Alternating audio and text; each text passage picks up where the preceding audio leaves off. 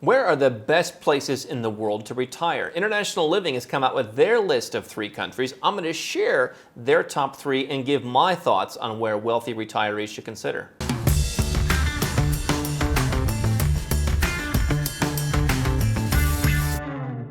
Hi, I'm Andrew Henderson. This is Nomad Capitalist. We are the channel and the company that helps 7- and 8-figure entrepreneurs and investors, and even 7- and 8-figure retirees, legally go where you're treated best. Here's an article I came across from our friends at International Living who rank great places to live, especially for folks who are retiring.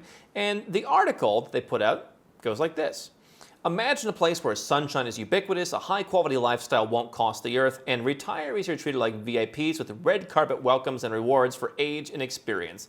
In the right spots abroad, that's exactly what's on offer today. Sounds a lot like go where you're treated best.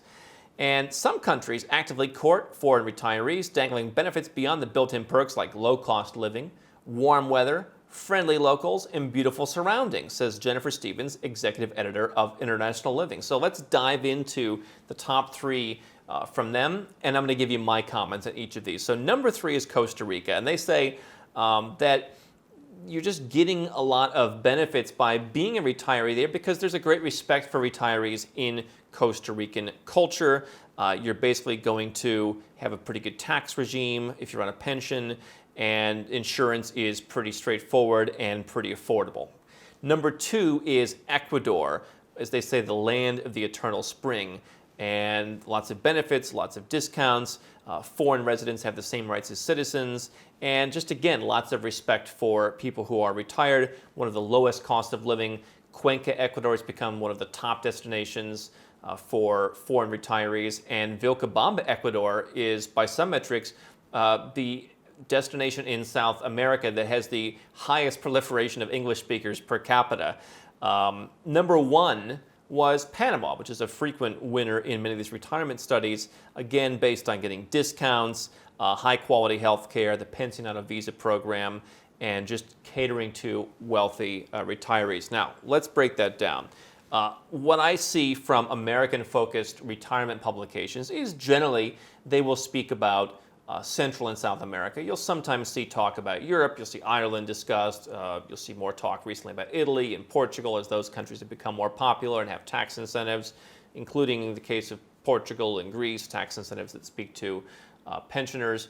You don't often see the full width of countries. And what you also see is you see a focus on low cost. Now, I like keeping costs low. It means more money to invest, more money to enjoy.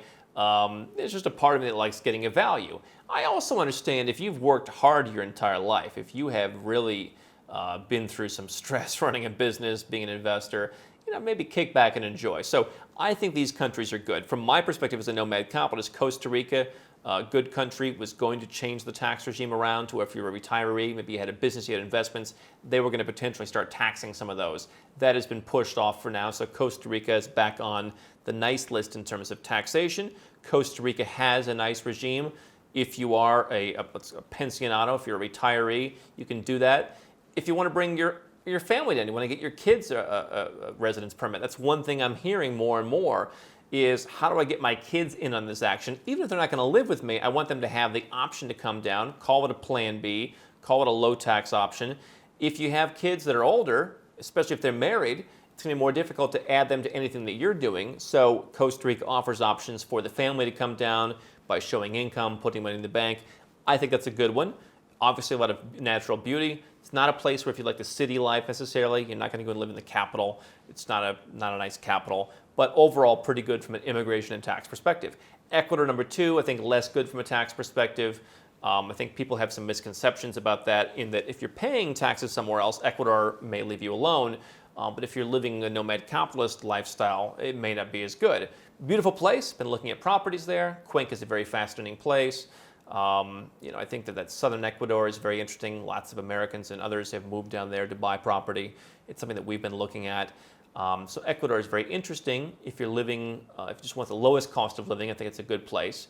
If you want something that is perhaps like you have lots of land, it is perhaps some of the cheapest land in South America, including some of the cheapest productive land. You talk to people in places like Colombia and Panama, they're going to be shocked how much you can buy property and even land in Ecuador for. Panama, I think, it's a source of a lot of misconceptions. Panama is still a relatively decent tax regime. Lots of different visa options, although the investment ones have gotten more expensive lately. I have heard complaints from some people I know, mostly retirees in parts of Panama, that crime has gone up. They feel a bit less welcome. I think there's a misconception that you're going to get Panamanian citizenship, which I think if you actually live there, you can get Ecuadorian and Costa Rican citizenship after a certain number of years. Panamanian, I think, would be very difficult. And so if citizenship is a goal, I don't think that's as good. Hard to beat the connectivity of Panama. You've got an entire airline there that gets you all over the place. So I think Panama is not bad. I do think Panama, not necessarily by this study, but just in general, is a bit overhyped and there's a lot of misconceptions. Other places to go. Again, I would expand my horizons beyond just Latin America. If you're looking for low cost, I think some of the Caribbean places often get overlooked. Obviously, I'm a big proponent of having a second citizenship, and so you look at Antigua, you look at St. Kitts, very nice places, tax-free places that you can go and spend time. St. Lucia is beautiful, not quite as tax-friendly. Those are places where you can get your passport, basically get the residence built into that. Those can be not bad places, and they're also well-connected. They're going to be more expensive, property's more expensive, but for the 7 or 8 figure retiree, not bad. If you want to spend less in the Caribbean, look at Nicaragua's Corn Islands, not a bad tax program. Look at Roatan and Honduras. Taxes aren't as good, but in capital gains, they're still pretty low. Those are interesting. Those could potentially be citizenships as well. As well as I think that parts of Nicaragua, while a bit more adventurous, could also be interesting. I think that for someone who wants to spend a bit more money, Uruguay in South America, interesting tax exemption. Very nice place to live. It's going to cost a bit more, but there's a lot of nice stretch of beach. Has been a little bit less free in the last year, but I think in general is regarded as a pretty free country. If you can get the passport, it's excellent. And so that's an interesting place to consider. I still think that, for part-time living, Colombia is very interesting, but if I'm a retiree, I'm probably not looking at that as much. Where I think you should be looking is, again, Portugal, Italy, interesting tax exemptions. If you're looking for English speaking, not everyone's looking for warm weather. I think Ireland, people overlook as potentially a tax-friendly jurisdiction, not only through the IIP investment program, but there's a program for retirees in Ireland where you just show income. It's more expensive to live and it's more expensive to qualify, but some people just want English speaking and they don't want to be in a beach. They want that high level of service that you're going to get. I think in Asia, places like Thailand that has now the elite visa, has the retirement visa, has an investor visa, rolling out a new program that potentially even lets you own property, is worth looking at. Malaysia was interesting. I think it's still a great place, but for retirees who don't have almost $10,000 a month in income will be difficult. So Thailand remains interesting. Philippines will be interesting to see if they bring their program back. I have some people who are going to Indonesia on Equitas, and if you don't have a huge pension, potentially the taxes can be relatively reasonable in Indonesia. That's worth considering. Other off-the-wall places worth considering, like Mauritius, for example. Buy a villa, get permanent residence, potentially work towards citizenship. Pretty good tax regime. It's in the middle of the ocean, but potentially that's a good thing right now. It gives you some separation and relatively accessible through a number of airports. So especially easier if you're coming from Europe. So, I want to put all my options on the table. Obviously, a lot of the publications that talk about the best places to retire are doing so from a budget perspective. I'm all about budget, especially, again, if it allows me to put together a plan B where I'm in Ecuador and I'm buying 100 acres of land somewhere where I've got fresh water, I've got my own fruit garden, I've got, room to roam for animals, that kind of thing. If that's what you want to live and you want to build a house super cheap, that's going to give you the opportunity to go somewhere and, have some freedom from some of the chaos going on in the world. But if I'm just going to live in an apartment, I will look at Cuenca, Ecuador. I will look at Panama City or Boquete or parts of Costa Rica. But I want to look at those other places as well. I want to look at the Cayman Islands on a higher level. I want to look at, again, one of the citizenship by investment islands. I'm going to look at Mauritius. Those are places. I'm going to look at Ireland, potentially.